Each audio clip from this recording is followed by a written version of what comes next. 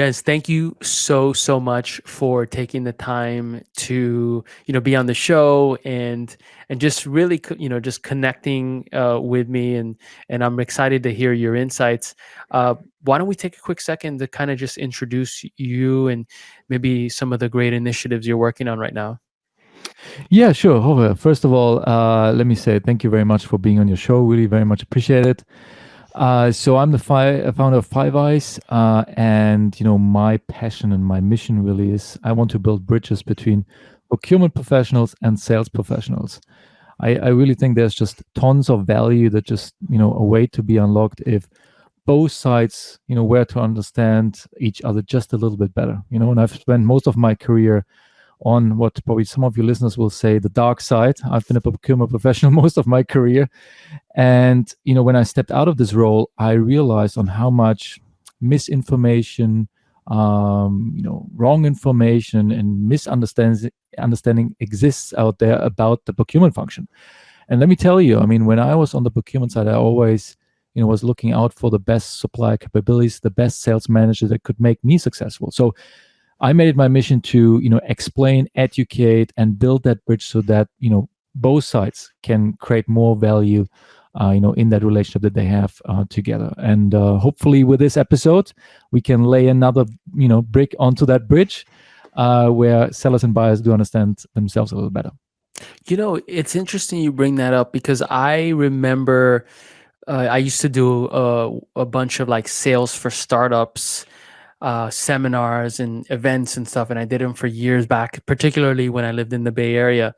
And one of the things that I used to just constantly harp on was the fact that, in my opinion, it wasn't about your sales process as a salesperson. It was about your prospect's buying process, and Right. and being able to understand that and map to that, because a lot of the time we'll sit there, as and come up with our fancy sales motions, and especially these days there's a lot of models and strategies, etc. And you're sitting there trying to forecast stuff as a salesperson or understand kind of where you're at, and it's just all one-sided. It's all about you, and it's shocking how many times you ask a salesperson like, well, what is your prospects buying process, where are they at, and they're like, oh well, they looked at my email 4 times or whatever, all these very Yeah. superficial things. And by the way, that's new, right? When 10 years ago, even the ability to do that and get some intent wasn't there. But so when you say that establishing that trust and that relationship between sales and really the procurement efforts or those resources of individuals on the other side, that really resonates pretty deeply with me. So thanks for sharing that.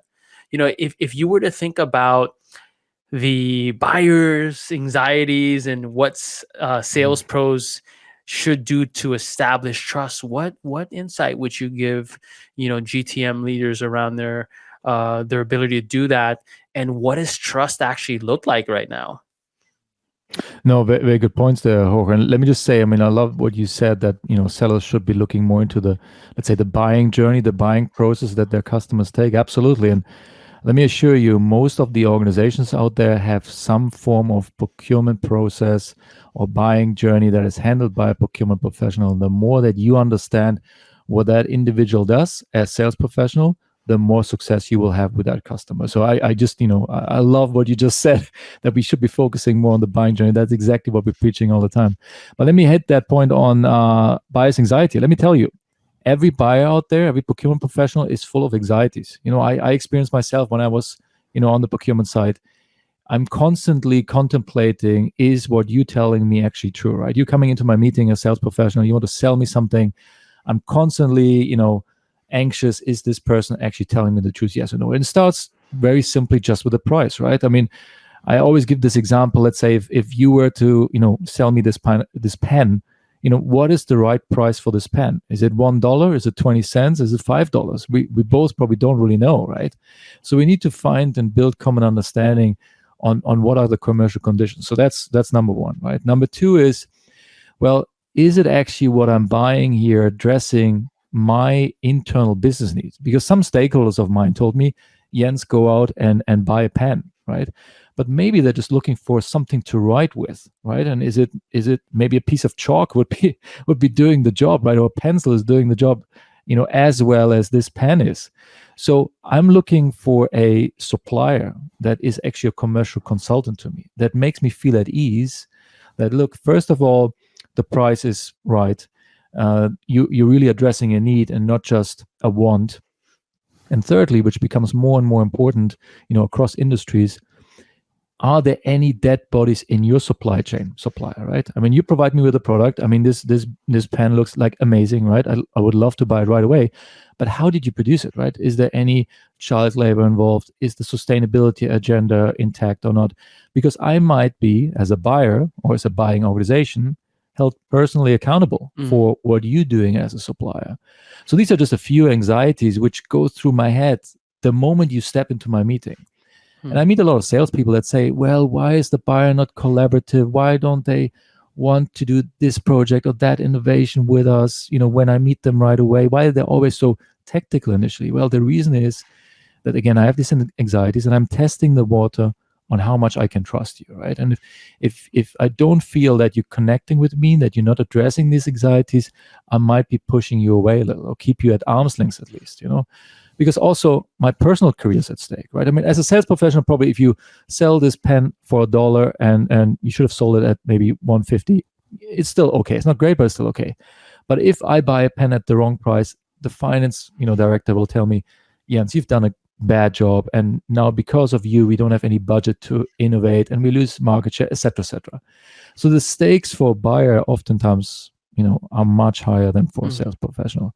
So there's a lot to unpack there, of course, but these are just a few items where I would say, where I can just recommend to salespeople, put yourself into the buyer's position, anticipate the anxieties and address them proactively. That will help you with, to build a better relationship after all. And you talked about dead bodies. That really stood out to me. And the way you talked about it was like, sustainability, how was the product developed, these sort of things that could bite you later on. One of the things also came up for me was dead bodies in terms of systems that you have purchased, as a procurement professional, that have gone sideways, right? That didn't deliver on the value, that maybe contracts went sideways and people got into legal litigation. I mean, there's a ton of different things that come up as well that I think makes sense to me, would cause anxiety to that procurement professional, and that the salesperson would want to kind of uncover and speak to. Any tips from your perspective that the salesperson can do to be able to uncover and then address those, right? Because to your point, like, for me to start to tell you about things that went sideways or didn't go well, it was going to require some trust.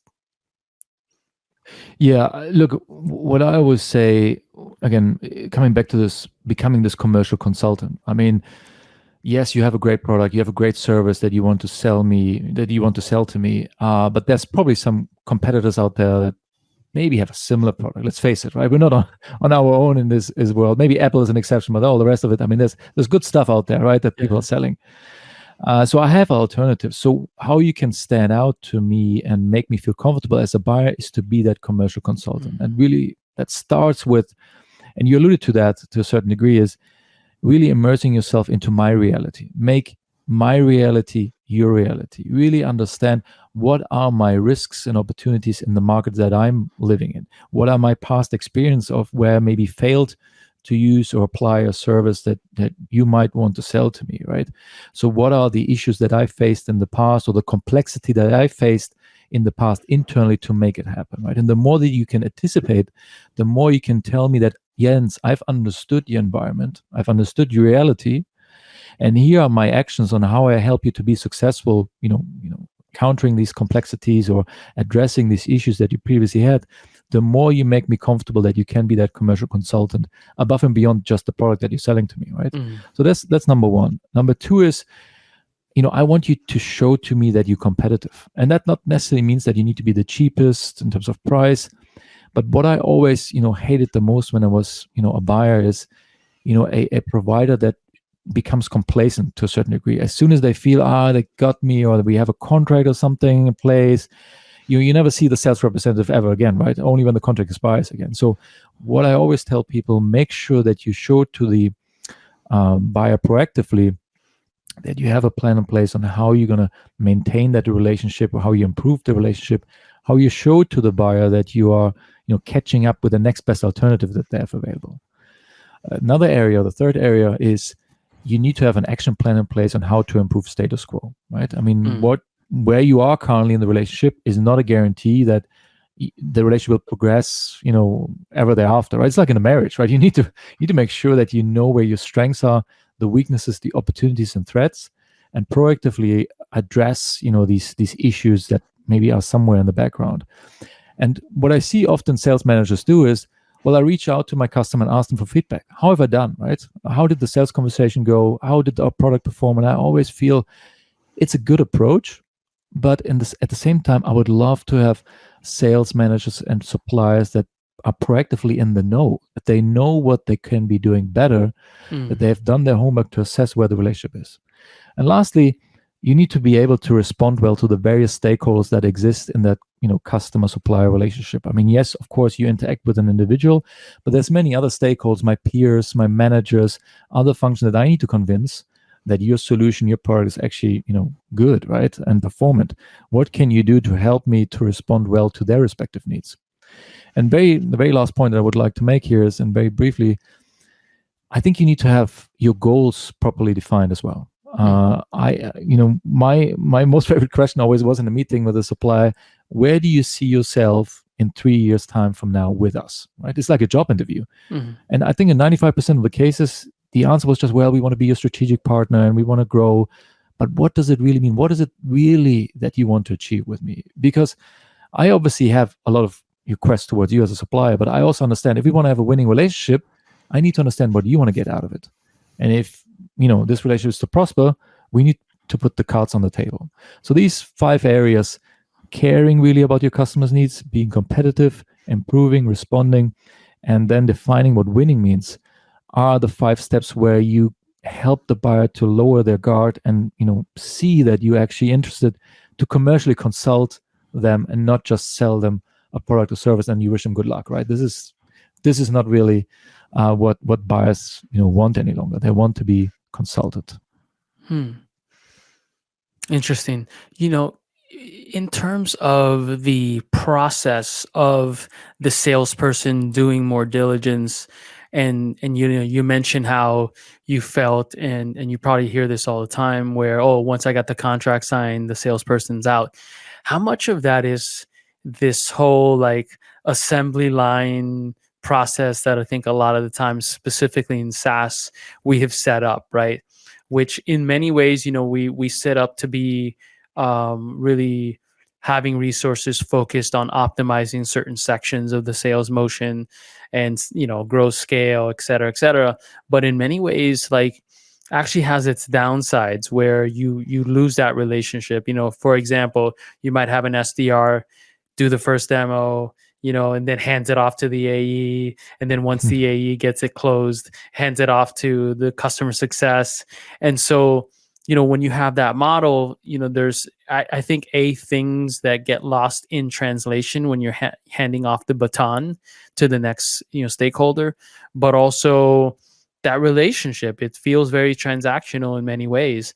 And so, like, what advice would you give salespeople around, if you do have an organization that has that sort of specialization and you're not a full cycle, salesperson, how could you continue to display that you care and continue to build the relationship and not make it feel transactional, while coexisting within this process that leadership has put together?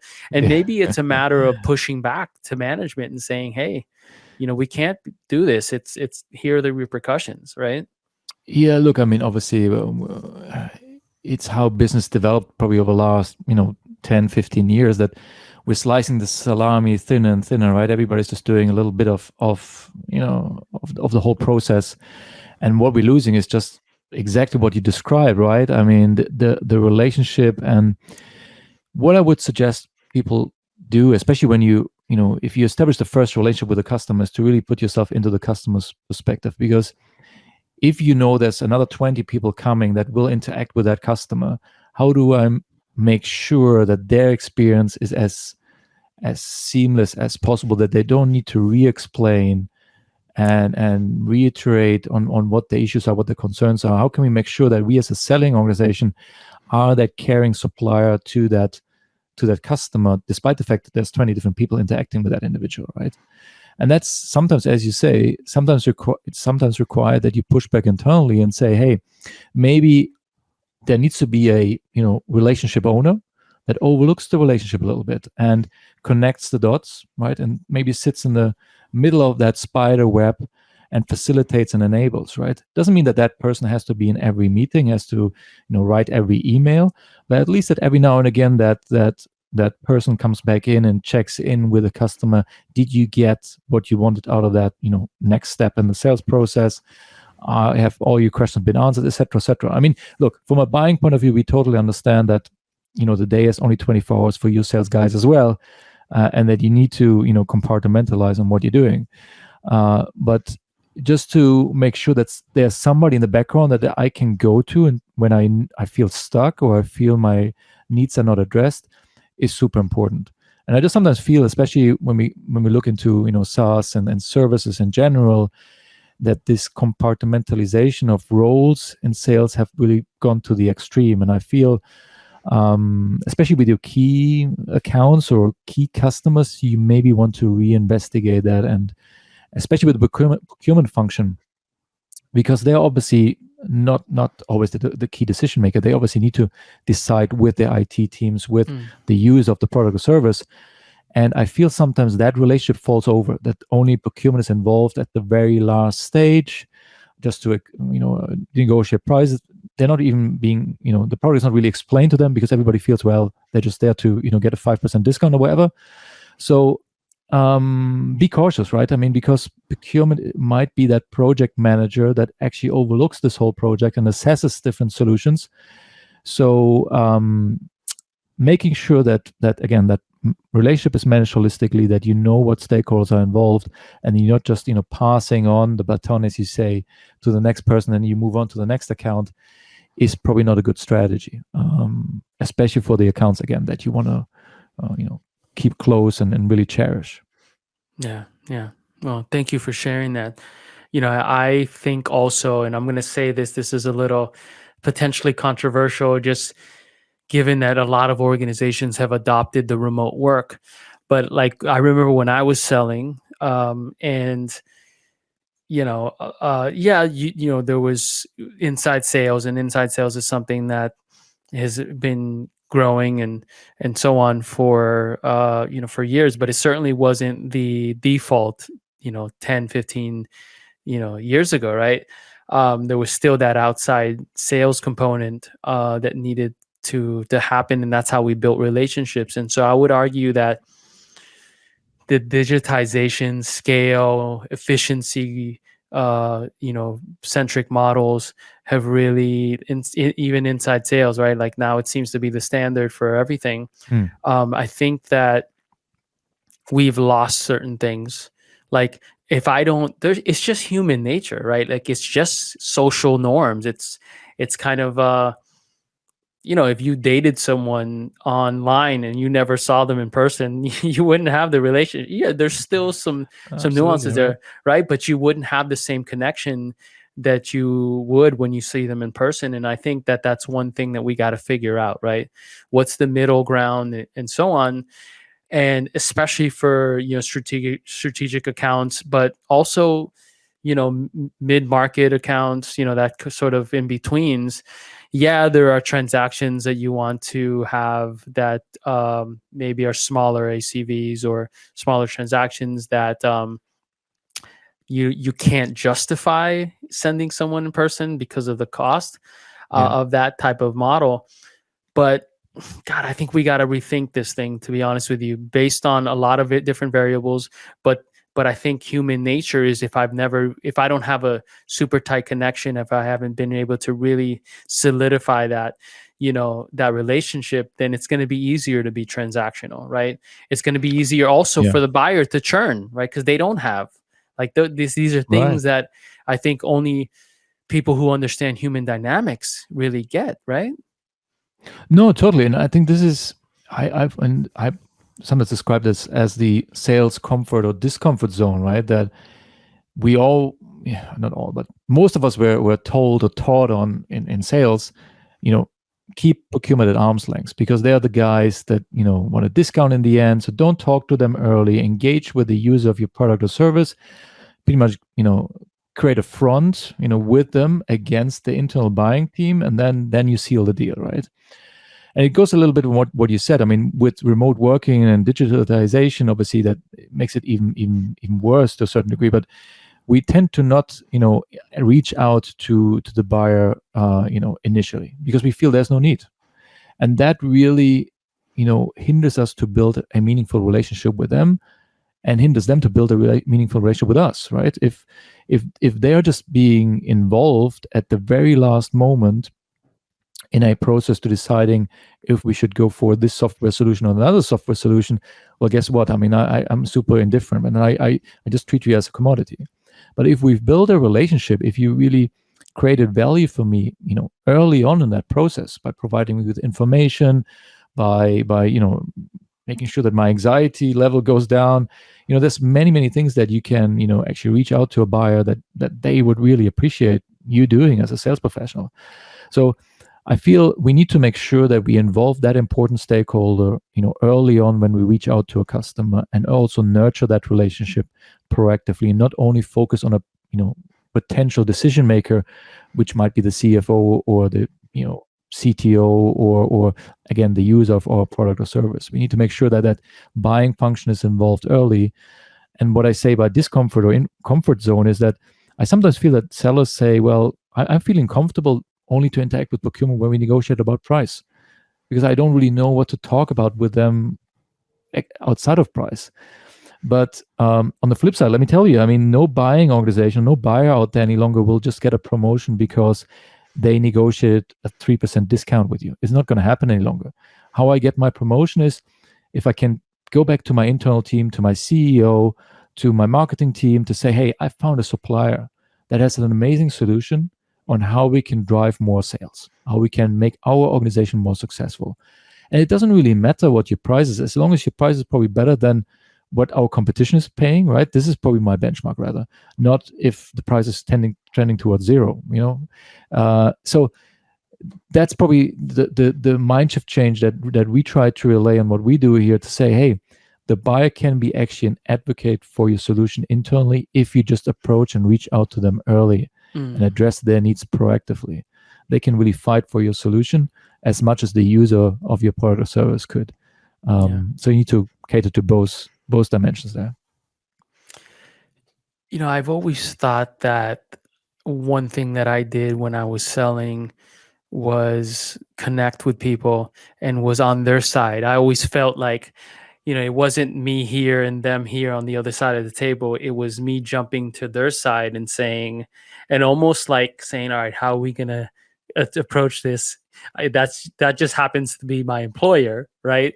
And so it was sort of a bit of a Robin Hood, sort of approach. And I just remember thinking that when I was selling, because I was pretty damn good. I sold a ton. I was always a top producer, and I thought to myself, what was it? Because I'm not the most articulate, I'm not the I wasn't perfect, but I think what I did was that, really build trust and get on their side.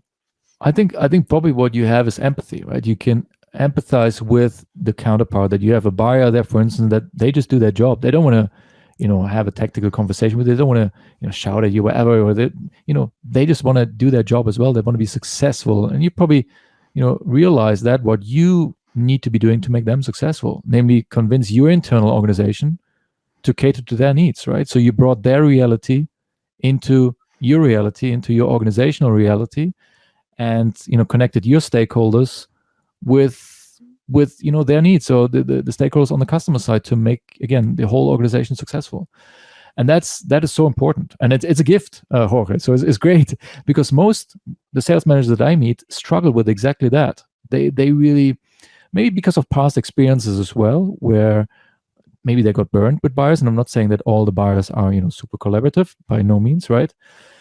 But I feel that mostly when people have bad experience in the past with a procurement function, they tend to react in a certain way in the next meeting they have with another Mm. procurement guy, with another customer, in a more tactical way then as well. And this is, obviously, is a mistake, right? You need to leave these past experience behind and really focus on, okay, how can I make this person now successful? And this level of empathy, can be learned. Some people have it, or you have it, right? But it can be learned as well, to make sure that you flick the switch and say, okay, I need to think like the customer would now, and why are they acting in the way they act, and how can I make sure that they feel comfortable and consulted? This is so important. Yeah. One thing that has come to mind, especially in a world where you have to find some differentiation, where there's so many systems that are so unique and a lot of things become commoditized. It felt like part of the answer was, you can't just be that salesperson who goes, hey, yeah, great, okay, sort of like surface level. You really need to be a product expert, and to your point, like truly a consultant, an expert in the industry, in the category, in where it's came from, where it's going, those sort of things. And and to be able to actually have that master level command of an industry takes a lot of time and effort, right? You can't just kind of go through the motions to do that. Uh, Right. what I guess any sort of advice that you would give sellers around, hey, this is a reality of today's economy.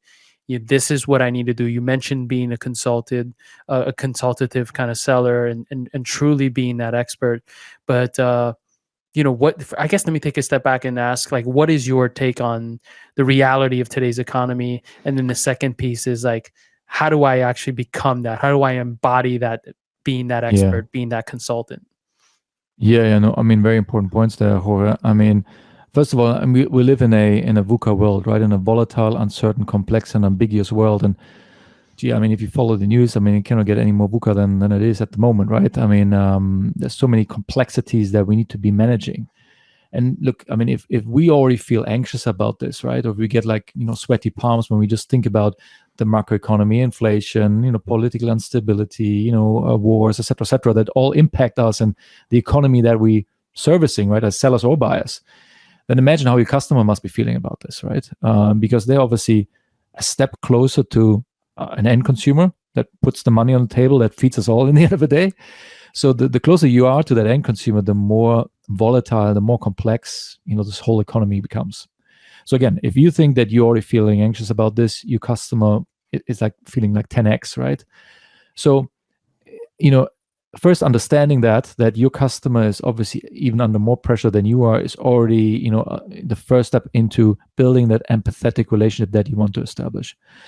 And what I always tell sellers is, go one step beyond, and or the first step that you could be taking to really become that commercial consultant, consume your product as an end consumer. Or maybe you sell a service to a customer that sells then a product or a service to an end consumer. Put yourself into this end consumer's position, of the customer of your customer, and see how they perceive that product or service that incorporates what you're selling to them, right? And find out what is actually their challenge in their market, and what can you do as a supplier to make sure that this end consumer problem is being resolved. Because in your customer's mind, they're not focused really on some nitty-gritty details. They're focused on, how can we make our customers' lives better, the end consumer's life better. And obviously what they expect from you as supplier and the commercial consultant that you want to be is, how can you help them in that quest? How can you help them to make their end consumers, their customer, happy? And by taking the first step as sales manager and really consuming that product that your customer sells, forming an opinion on why certain things work or don't work, etc., is so powerful. And I always feel this, I find it's really cumbersome that most of the sales professionals don't do that. They're so much focused in becoming a product expert. And don't get me wrong, Jorge, right? You need to become a product expert. You need to know your stuff. You need to know what you're selling. But I feel that we're spending too much time on that. We're not spending enough time to really putting ourselves into the customer and their customers to understand what are the issues actually there. And, this, it's not really software, it's probably not your field, but we have some clients, for instance, that sell packaging to, fast moving consumer goods, right? Let's say to chocolate bar producers. And I'm always surprised that most of these people are so experts on packaging, but they've never consumed the chocolate bar, opening up their own packaging themselves to see if this packaging is actually good or not, if it takes ages to open up or not. Is this not the most simple thing, in your lives, to just go to the supermarket, pick it from the shelf, and really see, is our packaging actually delivering that experience that our customer expects from us, with our packaging?